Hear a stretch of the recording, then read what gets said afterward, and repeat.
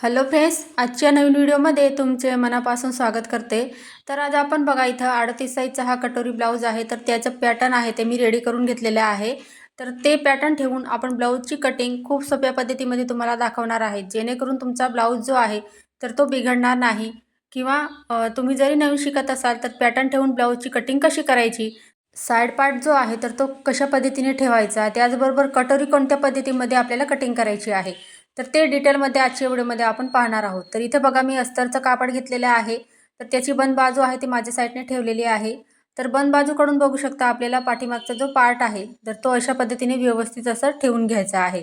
त्याच्यानंतर बघा पॅटर्नला लागूनच आपल्याला खडूने व्यवस्थित अशी मार्किंग करायची आहे, जेणेकरून एक्स्ट्राची मार्जिन कटिंग करताना होणार नाही याची काळजी घ्यायची आहे।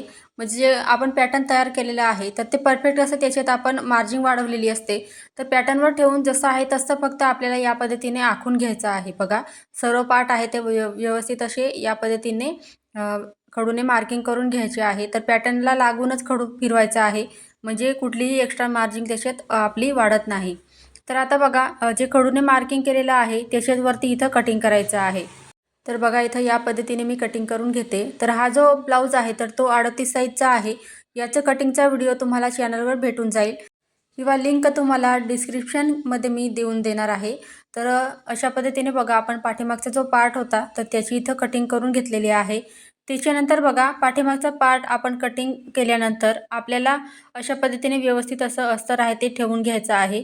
त्याच्यानंतर बघा जो साइड पार्ट आहे तर असा तिरकस न ठेवता तर जसं मी इथे तुम्हाला दाखवते आहे तर सरळ असा ठेवायचा आहे, म्हणजे काय होईल शोल्डर आहे ते तुमचे ब्लाऊजचे उतरणार नाही। तर ही गोष्ट लक्षात ठेवायची आहे साइड पार्टची जेव्हा आपण कटिंग करतो तेव्हा। तर जसं आहे तसं आता इथं बघा इथं मी व्यवस्थित असं मार्किंग करून घेते। त्याच्यानंतर आपण कटिंग करून घेऊया। तर बघू शकता असं। तर बघा कोणत्याही साईजचे तुम्हाला कटोरी ब्लाऊजची कटिंग पाहायची असेल किंवा प्रिन्सेस कट ब्लाऊजची कटिंग पाहायची असेल तर कमेंटमध्ये मला नक्की सांगा। म्हणजे तुम्हाला तुमचं जे माप असेल त्यानुसार जरी व्हिडिओ तुम्हाला पाहिजे असेल तर तुम्ही कमेंट करा। कमेंटनुसार मी व्हिडिओ बनवत असते। तर बरेच त्यांची कमेंट येते या साईजचं कटोरी ब्लाऊज दाखवा किंवा प्रिन्सेस कट ब्लाऊजची कटिंग दाखवा म्हणून। तर तुम्हीसुद्धा नक्की कमेंट करा आणि जे आपण साईजचं तुम्हाला ब्लाऊज पाहायचं असेल, त्याचा व्हिडिओ पाहायचा असेल तर तुम्ही कमेंट नक्की करा।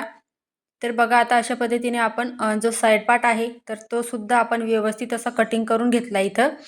त्याच्यानंतर बघा अस्तर आहे ते व्यवस्थित असं फिरून घ्यायचं आहे। तर बघू शकता मी या पद्धतीने फिरून घेतलेलं आहे। तर प्रत्येकाची साईज बघा सारखी नसते, साईज आहे ती लहान लहान मोठी असते।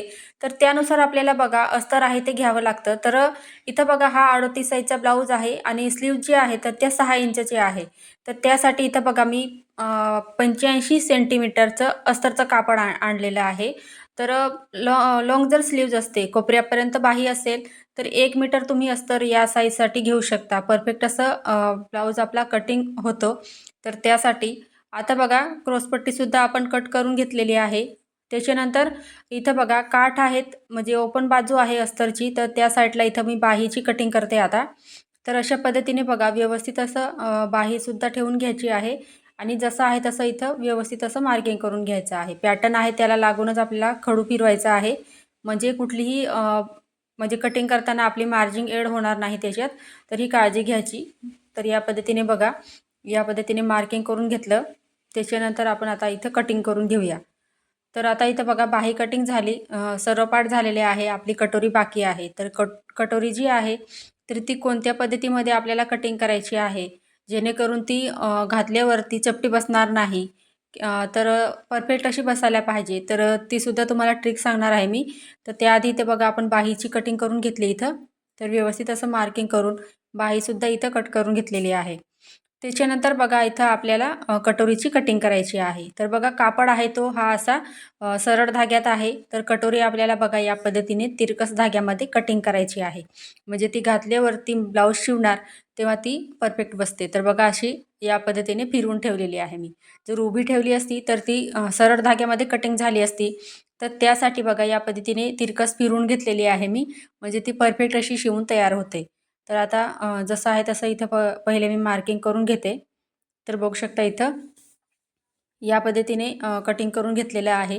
तर पहा आपण पॅटर्न ठेवून खूप सोप्या पद्धतीमध्ये इथं 38 साईजचा हा ब्लाऊज आहे तर त्याची इथं कटिंग पाहिलेली आहे. जेणेकरून तुम्ही जरी नवीन शिकत असाल तर पॅटर्न आहे तर तो अस्तरवरती कोणत्या पद्धतीने ठेवायचा म्हणजे आपला ब्लाऊज चुकत नाही. तर या खूप साऱ्या टिप्स तुम्हाला मी सांगितलेले आहे. तर अशा पद्धतीने बघा आता आपण अस्तर कटिंग करून घेतलं.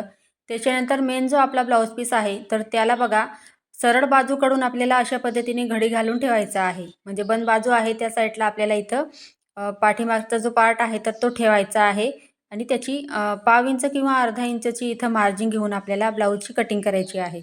जेणेकरून अस्तर आणि कापड आहे ते जोडायला आपल्याला अडचण येणार नाही यासाठी पाव इंच किंवा अर्धा इंच एक्स्ट्रा कापड इथं घ्यायचं आहे. तर बघा इथं पाठीमागचा जो पार्ट आहे तर तो जिथं ठेवलेला होता त्याच्या जवळच आपण जसं पॅटर्न अस्तरवरती ठेवलं होतं तर सेम त्याच पद्धतीने कापडावरती सुद्धा मी साईड पार्ट ठेवून या पद्धतीने कटिंग करून घेतलेलं आहे. आता इथं बघा बाहीची कटिंग करायची आहे आपल्याला. तर कापड आहे ते बघा मी इथं म्हणजे त्याची खुली बाजू आहे कापडाची ती माझ्या साईडने ठेवली.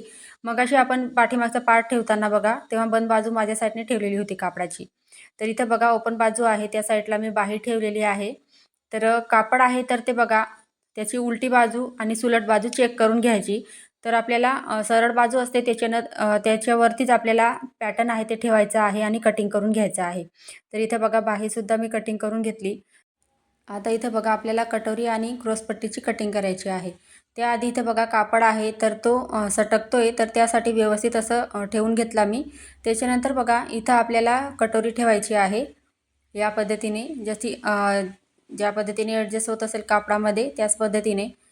आता इथं बघा व्यवस्थित असं ठेवून घेतलेली आहे मी. आता कटिंग करून घ्यायची आहे. तर बघा अशा पद्धतीने आपण कटिंग करून घेतलेली आहे कटोरीची सुद्धा. तर एक्स्ट्राचा जो कापड दिसतोय साईडला तो सुद्धा मी कट करून घेतला. त्याच्यानंतर बघा हा उरलेला कापड आहे तर त्याच्यामध्ये आपल्याला क्रॉसपट्टीची इथं कटिंग करायची आहे. तर अशा पद्धतीने बघा कापड आहे ते व्यवस्थित ठेवून घ्यायचं आणि इथं आपल्याला अर्धा इंचची मार्जिन सोडून सर्व पार्ट आपण अशा पद्धतीने इथं कटिंग करून घ्यायचे आहे. तर फ्रेंड्स तुम्हाला आजचा व्हिडिओ आवडला असेल तर व्हिडिओला लाईक करायला विसरू नका. चॅनलवर जर तुम्ही नवीन असाल तर चॅनलला सबस्क्राईब करा जेणेकरून नवनवीन व्हिडिओ तुम्हाला रोजच पाहायला भेटतील. पुढचा व्हिडिओ तुम्हाला कोणत्या टॉपिकवर पाहायचा आहे ते सुद्धा मला कमेंटमध्ये नक्की सांगा. धन्यवाद.